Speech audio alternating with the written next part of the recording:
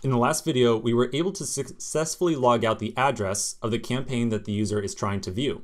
So we now need to create a new instance of a contract by using the Web3 library. We need to plug our address into that, and then we could directly get information off of our contract. Now we've already gone through this process more or less one time inside of our Ethereum directory over here. So inside the Ethereum folder, I'm going to open up the factory.js file. So this right here is essentially exactly what we want to do for our campaign inside that getInitialProps function.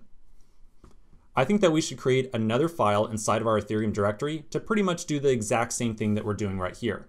So if any other file or any other component needs to get access to a campaign, we can reuse this kind of contract setup code rather than having to write all this again and again directly inside of our getInitialProps function. So inside my Ethereum directory, I'm going to make a new file and I'm going to call it campaign.js. Then inside of here, I'm going to import Web3, and this is going to be our instance of Web3 from the same directory. So /Web3. And I'll also import our campaign JSON file from the build directory up here. Because remember, anytime we make a contract, we need to get the interface or the ABI of the contract. So I'm going to import from build campaign.json, like so.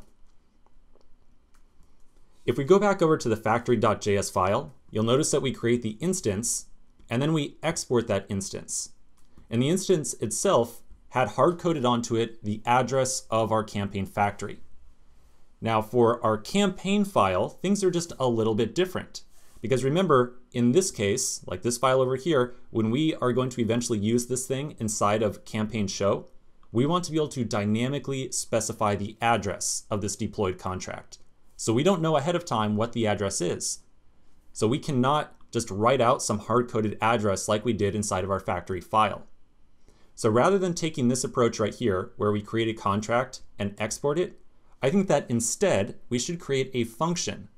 That function should receive an address, use the address to create a new campaign, or excuse me, a new contract like this right here, and then return that from the function. So eventually inside of our show file over here, we can import in this campaign.js file and call the function that we export from it with this address. And that should return back to us an instance of our campaign contract. Now, this is another great time where I think the code that we need to write is going to be a lot more obvious than how I can describe it. So let's write out the code, and I think it'll be a little bit more clear exactly how we're going to approach this. So inside my campaign.js file, I'm going to export default an arrow function. So we're going to say that this thing gets called with an address, and then inside the function, we're going to create an instance of a campaign and return it. And that instance will point at this address right here. All right, so inside of here, we're going to say return new web3.f.contract. As usual, the first argument will be the interface from our built campaign. So we'll say json.parse campaign.interface. And then the second argument will be the address that gets passed into this function. Because remember, we're not going to have just one particular address here for a campaign. We're going to have many different addresses over time as a user visits different addresses or different pages inside of our application. So I'm going to pass an address as the second argument. All right, when I save this file, my code here is going to jump just a little bit because my code formatter is going to put it all on one line. So that's basically what it's going to end up looking like for me.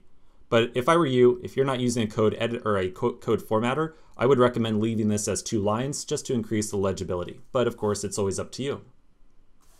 All right, so now that we have this function right here, we can import this into our campaign show component and then pass in our address that is coming from the URL into this function right here. And we'll get back our nice contract that we can then ask some questions about to learn about some details of the campaign.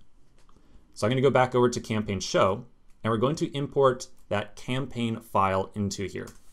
So I'm going to import campaign, and we're going to give this thing a capital C. Technically, we're not working with a constructor function or anything like that. So, it's not the best to label this with a capital C. I would kind of like to label it with a lowercase c because it's really just a normal function that we're going to call without the new keyword. However, I really expect that we're going to want to have a campaign variable somewhere else inside this file. So I'm going to use a capital C here just to kind of give the implication that, hey, this is a function that generates a new instance of something. So we're going to import that from up1 directory into Ethereum campaign, like so. And then finally, inside of our getInitialProps function, we can remove that console log and we can replace it with a call to this campaign function. So I'm going to say const campaign equals campaign, and we're going to pass in props.query.address, like so. All right, so that's the campaign. So now all we have to do is ask this campaign for some details about itself. In particular, we probably want to call that function that we just added to it a little bit ago. So back inside of our campaign file directory, you'll recall that we had just added in that getSummary function right here. So this is the function that's going to return all the information about this campaign that we eventually want to show inside of our component. So let's call this thing, and then we can just console log out the value that we get back from the browser and see exactly what it looks like and just make sure that we're getting back some information about it. So back inside the getInitialProps, we'll write out, how about const summary is await campaign.methods.getSummary.call, like so. And then immediately after that, let's just console log out summary. All right, so once again, let's go back over to our browser. We're going to refresh the page. And then just as before, I'm going to really expect to see this console log in our terminal during the server-side rendering process, as opposed to inside the browser. So I'll go back over. It looks like we've got a little bit of an issue here, so I might have made a little typo. Oh no, you know what, it's just the hot module reload again. We should be able to just refresh this, I think, and it should work okay. Oh, maybe not. So maybe I misspelled something here. Oh, you know what? It is my mistake. We are inside the campaigns directory, so it should have been 2 levels. So ... like so. Yeah, that's definitely my mistake. All right, so let's save this and try again. So I'm going to refresh the page. And after a little bit of a wait here, I actually just restarted my server. That's why it's taking a little bit for it to pop up. But in just a second, there we go. All right, so now I should be able to flip over to my terminal and see the summary object that we got back right here. So here's result, and we got back some information. So notice how the keys of this thing look a little bit interesting. We've got 0, 1, 2, 3, 4, and then we've got the actual values for each of those. So let's talk about exactly what's going on here with this return object that we're looking at in the next video.